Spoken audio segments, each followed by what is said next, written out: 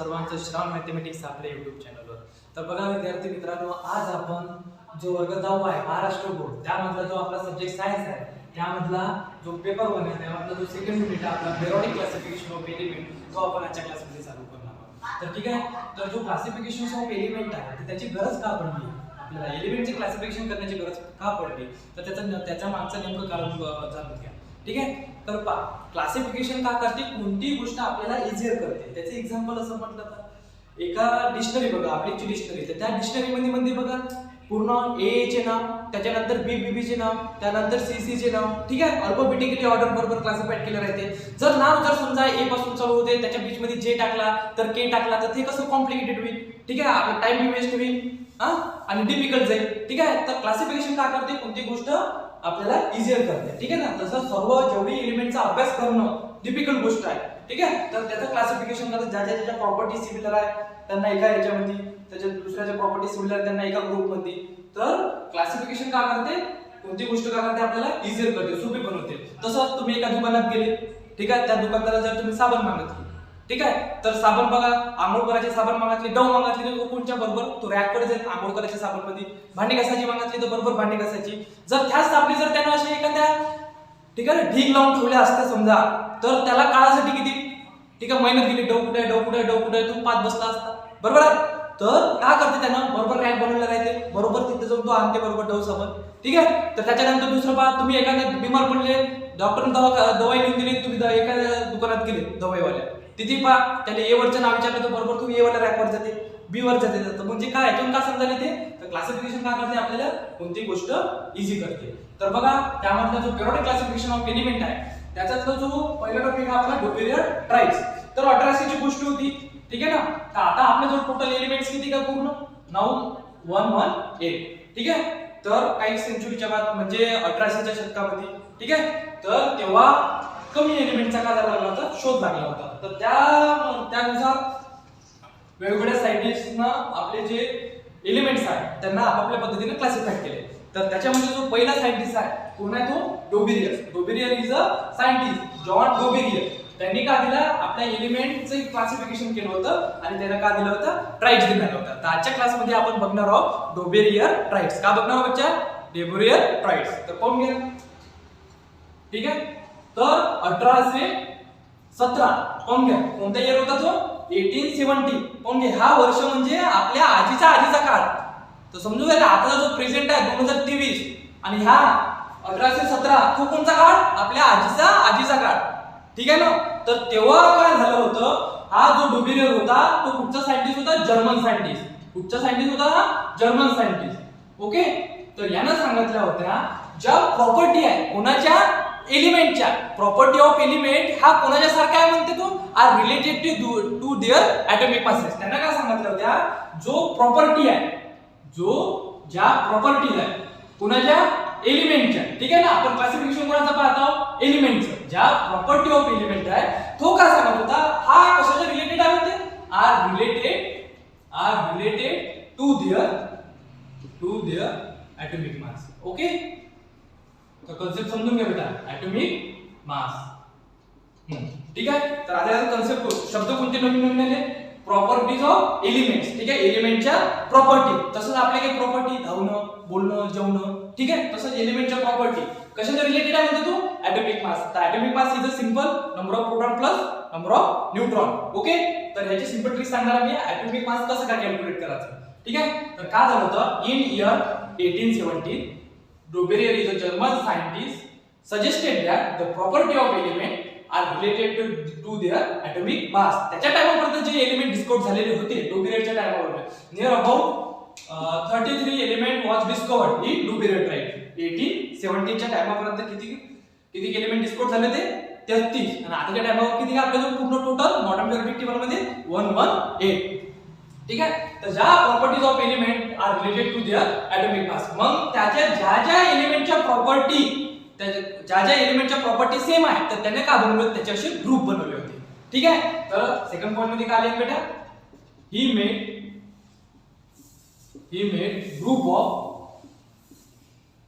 Groups of 3 element. 3 एलिमेंटचे असे काय बनवले त्यानं, एक ग्रुप बनवले होते. काय बनवले होते, अशा प्रकारे ग्रुप बनवले होते. Okay, he made group of 3 element, पण ज्याच्या केमिकल प्रॉपर्टी सेम आहे त्यानं का बनवले होते, असे ग्रुप बनवले होते. Okay, he made group of 3 element having, ज्याच्या केमिकल प्रॉपर्टी सेम आहे, त्याच्या हॅव्हिंग केमिकल प्रॉपर्टी सेम, आणि ज्याच्या केमिकल प्रॉपर्टी सेम आहे त्याला नाव दिलं होतं ट्राईड. तेच होय आपलं डोबेरियर tried.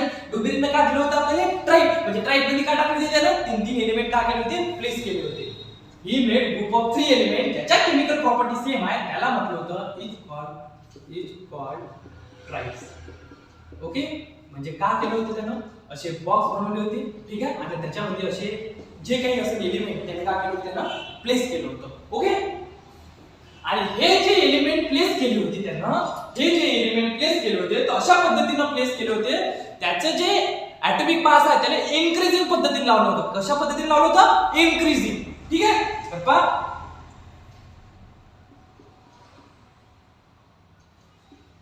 he made group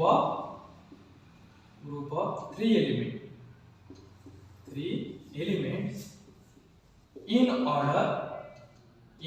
increasing order of their atomic mass, in increasing order of their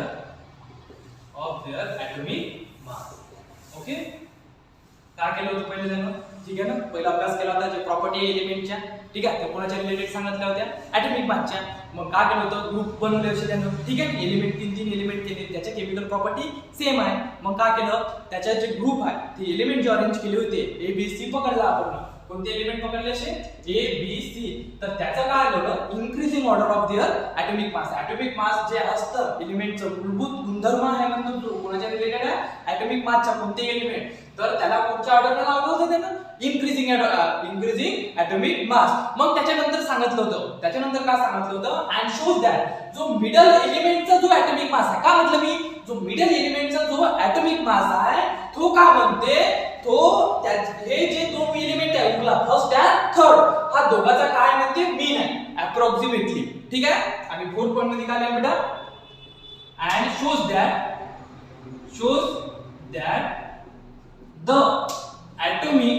the atomic mass of middle element, कोणता एलिमेंट म्हटलं मी, the atomic mass of the middle element was approximately पारे बा, मी शब्द कोणता वापरला, approximately म्हणजे near about. ठीक आहे ना, मापाशी 50 आहे, तर 49.5 इकडं म्हणजे काय, त्याच्या रिलेटेड आहे ना, 49.5 म्हणजे 50 च्या रिलेटेड जवळपास आहे, अप्रॉक्सिमेटली. ठीक आहे, the shows that the atomic mass of the middle element वाज अप्रॉक्सिमेटली इक्वल टू द मीन म्हटलं, ठीक आहे, the mean of other two elements. Okay, हा होय डोबेरियर्स. कोण म्हणजे आपला डोबेरियर्स. तर पहिलं काय केलं त्यानं, पहिलं ते एलिमेंटची जी प्रॉपर्टी त्याचा अभ्यास केला, त्याला काय सांगितलं, त्या कशाच्या रिलेटेड आहे म्हटलं, ॲटॉमिक मासची. मग जे ॲटॉमिक मासचा अभ्यास केला, मग त्यानं जे सारखे गुणधर्म आहे, ठीक आहे, रासायनिक गुणधर्म आहे, केमिकल प्रॉपर्टीज आहे, त्यांना एका बॉक्समध्ये टाकल्या. ठीक आहे, कोणत्या ऑर्डरला लावल्या त्याने, इन्क्रीजिंग ॲटॉमिक मास. ठीक आहे, आणि मग काय म्हटलं, जो मिडल एलिमेंटचा जो ॲटॉमिक मास आहे तो काय म्हणते, तो इक्वल आहे म्हणते कोणाच्या, पहिल्या आणि तिसऱ्याच्या. ठीक आहे, हा होय आपला डोबेरियर ट्राईड्स. तर हे बेटा तुम्ही याचा स्क्रीनशॉट घेऊन घ्या, त्याच्यानंतर आपण पाहू एक्झाम्पल. ओके,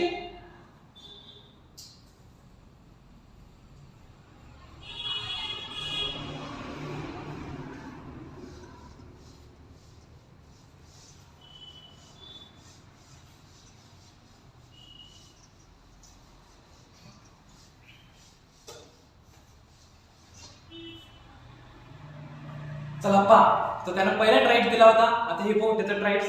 तर पहिला ट्राईड दिला होता त्याचा बेटा लिथियम, सोडियम आणि पोटॅशियम. पहिला ट्राईड बनवला होता. तर पाहून घ्या, त्याने एक शब्द वापरला होता, सिमिलर केमिकल प्रॉपर्टीज. ओके, ठीक आहे ना, ठीक आहे, हा पहिला पॉइंट वापरला होता. आता त्याच्या प्रॉपर्टी सिमिलर पाहून घ्या, लिथियम, सोडियम, पोटॅशियम आहे ना, तर हे काय सर्व मेटल्स आहे. ठीक आहे, मेटल्स आहे. आणि बघा प्रॉपर्टी कोण घ्यायचे similar properties of element are related with their atomic mass ना सिमिलर केमिकल प्रॉपर्टीज पाहून घ्या. ठीक आहे. हा जो आहे लिथियम बी मेटल आहे, सोडियम बी मेटल आहे आणि पोटॅशियम बी मेटल आहे.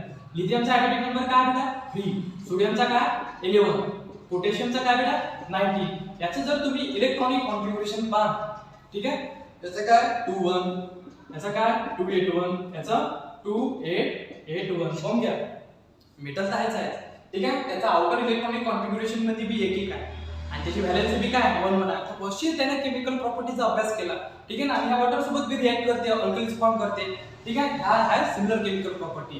तर पहिला ट्राईड्स बनवला होता त्यानं लिथियम, सोडियम आणि पोटॅशियम. पण त्यानं काय म्हटलं होतं ज्या एलिमेंटच्या प्रॉपर्टी आहेत कुणाच्या रिलेटेड आहे ॲटॉमिक मासच्या. हे ॲटॉमिक नंबर आहे, ॲटॉमिक मासच्या रिलेटेड आहे. तर आपल्याला याचं ॲटॉमिक मास माहित असणं गरजेचं आहे. त्याची सिंपल ट्रिक सांगणार आहे तुम्हाला मी.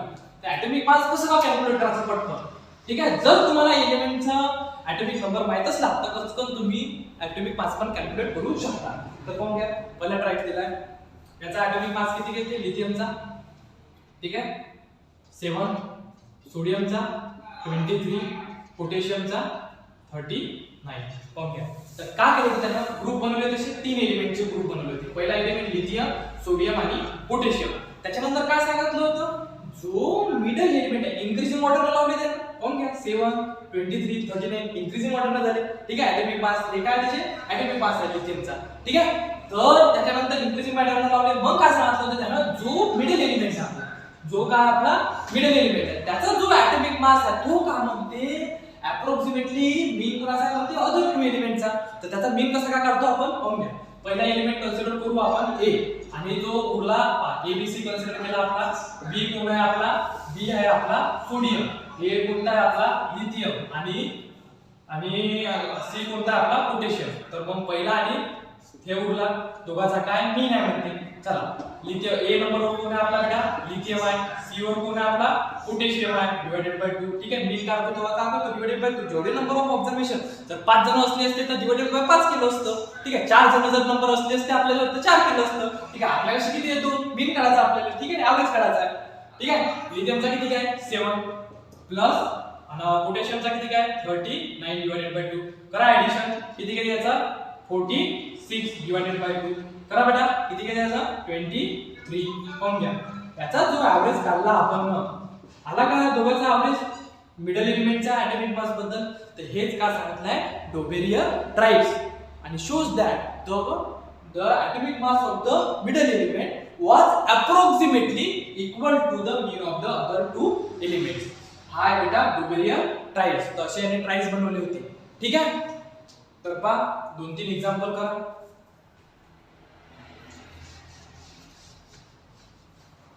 मग हे पहिलं ट्राईड झालं.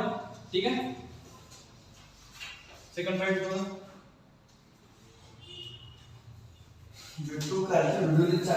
बेरियम, मॅग्नेशियम आणि कॅल्शियम. चला त्याचा ॲटॉमिक मास करा 24 हा 40. कसा काढू मिडल एलिमेंटचं बघा दोघांचं ॲडिशन करा आणि डिवाइडेड बाय 2. ठीक आहे. पहिला एलिमेंट कोणता आपला बेरियम, मॅग्नेशियम आणि कॅल्शियम म्हणजे A + C डिवाइडेड बाय 2. ठीक आहे. पहा ए वर कोण आहे आपला 9 barium plus calcium divided by 2. 9 + 40 divided by 2. ठीक आहे. किती किती लिहू आपण 49 डिवाइडेड बाय 2. ठीक आहे. म्हणजे 24.5 बरोबर आहे. तर मिडल एलिमेंटचे जे ॲटॉमिक मास आहे तो अप्रॉक्सिमेटली कितीचा आहे. ठीक आहे. Mean of first and third element. Okay. हे आहे डोबेरियर ट्राईड्स. काय सांगितलं होतं जो मिडल एलिमेंटचा जो ॲटॉमिक मास आहे तो अप्रॉक्सिमेटली हा आणि दोघांचा अप्रॉक्सिमेटली काय ना 0.5 चा फरक आहे ना. ठीक आहे. तर अप्रॉक्सिमेटली इक्वल. तर ठीक आहे. तर असे ट्राईड्स देणार आहे तुम्हाला मी. प्रॅक्टिस करा आणि याच्यावर क्वेश्चन कशा पद्धतीने विचारते ते आपण सांगतो.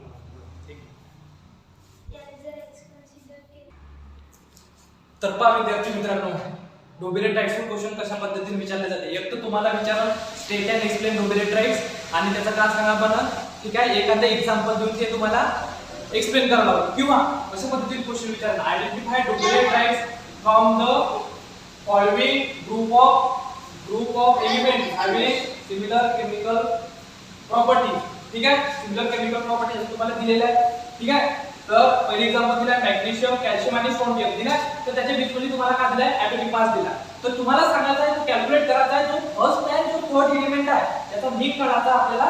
तो कोणाच्या अप्रॉक्सिमेटली इक्वल आला पाहिजे, मिडल वाला. जर आला तर तो आपला डोमिनेट राईट्स आहे, नाही आला तर तो डोमिनेट राईट्स नाही आहे, तो रूल फॉलो करत नाहीये. ठीक आहे, तसे 3 एक्झाम्पल दिलेले आहेत. तुम्ही त्याचा अभ्यास करा, कॅल्क्युलेट करा आणि मला कमेंट बॉक्स मध्ये सांगा. तर एक गोष्ट पहा विद्यार्थी मित्रांनो, तर ॲटॉमिक मास कॅल्क्युलेट करताना सिंपल ट्रिक सांगतो तुम्हाला. ॲटॉमिक मास हे याचा स्क्रीनशॉट घेऊन घ्या आणि मला कमेंट मध्ये कळवा.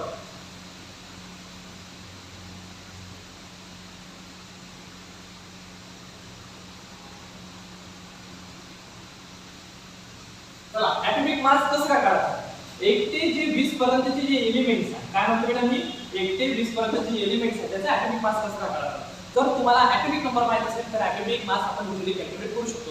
तर ॲटॉमिक मास कसं का, ॲटॉमिक नंबर कसं काय लक्षात ठेवायचं, त्याची ट्रिक्स बनवली आपण आणि आपल्या चॅनलवर पोस्ट केली आहे. तर तो व्हिडिओ हमखास बघा. ठीक आहे, तर पहा, जर तुम्हाला ॲटॉमिक नंबर माहित असेल तर तुम्ही ॲटॉमिक मास काढू शकता. ठीक आहे, 1 ते 20 पर्यंत. जर तुमचा ॲटॉमिक नंबर इवन असेल, काय म्हणतो बेटा मी, जर तुमचा ॲटॉमिक नंबर इवन असेल तर त्या केसमध्ये काय करायचं, त्याला 2 ने मल्टिप्लाय करायचं. ठीक आहे ना, त्याला 2 ने काय करायचं, मल्टिप्लाय करून घ्यायचं. ठीक आहे ना, ॲटॉमिक नंबर तो तुमचा काय होईल, ॲटॉमिक मास जो तुमचा एलिमेंट आहे त्याचा ॲटॉमिक मास होईल.